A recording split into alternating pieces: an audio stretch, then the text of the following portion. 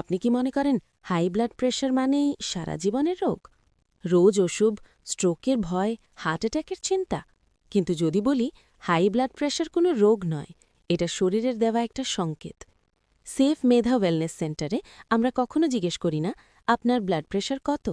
আমরা জিজ্ঞেস করি আপনার শরীর কেন বিপি ঠিক রাখতে পারছে না। কারণ হাই ব্লাড প্রেশার বিপি মেশিনে শুরু হয় না।